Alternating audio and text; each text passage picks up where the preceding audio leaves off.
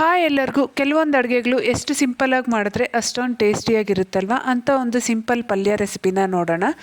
ಇದನ್ನು ಮಾಡೋದಕ್ಕೆ ಬಾಣಲಿಗೆ 1-2 ಸ್ಪೂನ್ ಎಣ್ಣೆ, ಸಾಸಿವೆ, ಕರಿಬೇವು, ಹಾಗೆ ಒಂದು ಈರುಳ್ಳಿ, ಹಾಗೆ ಒಂದು ಸ್ವಲ್ಪ ಹಿಂಗೆ ಹಾಕ್ಕೊಂಡು ಚೆನ್ನಾಗಿ ಈರುಳ್ಳಿ ಸಾಫ್ಟ್ ಆಗೋವರೆಗೂ ಫ್ರೈ ಮಾಡ್ಕೋಬೇಕು. ಈಗ ನಾನಿಲ್ಲಿ ಒಂದು ಬಾಳೆಕಾಯಿನ ಸಣ್ಣದಾಗಿ ಕಟ್ ಮಾಡಿಕೊಂಡು ನೀರಲ್ಲಿ ಹಾಕಿಟ್ಕೊಂಡಿದ್ದೆ. ಈಗ ಹಾಕ್ಕೊಳ್ಳೋದ್ರಿಂದ ಬಾಳೆಕಾಯಿ ಕಲರ್ ಚೇಂಜ್ ಆಗಲ್ಲ. ಬಾಳೆಕಾಯಿ ಹಾಗೆ ಸ್ವಲ್ಪ ಅರಿಶಿನ ಹಾಕ್ಕೊಂಡು ಒಂದು ಸ್ವಲ್ಪ ಎಣ್ಣೆಯಲ್ಲೇ ಫ್ರೈ ಮಾಡ್ಕೊಂಡಾದ್ಮೇಲೆ ಒಂದು ಸ್ವಲ್ಪ ನೀರು ಹಾಕ್ಕೊಂಡು ಇದನ್ನ ಬೇಯೋದಿಕ್ಕೆ ಇಟ್ಕೋಬೇಕು. ಬಾಳೆಕಾಯಿ ಬೇಗನೆ ಸಾಫ್ಟಾಗಿ ಬೇಯುತ್ತೆ. ಇದು ಅನ್ನ ರಸಂ ಜೊತೆ ಅಥವಾ ಚಪಾತಿ ಜೊತೆ ಬೆಸ್ಟ್ ಕಾಂಬಿನೇಷನ್.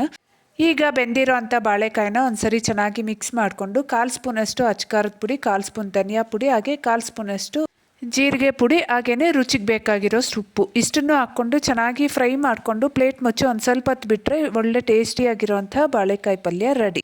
ಇಷ್ಟ ಆದರೆ ವಿಡಿಯೋನ ಲೈಕ್ ಮಾಡಿ, ಹಾಗೆ ಚಾನಲ್ನ ಸಬ್ಸ್ಕ್ರೈಬ್ ಮಾಡಿ ಸಪೋರ್ಟ್ ಮಾಡಿ. ಬಾಯ್.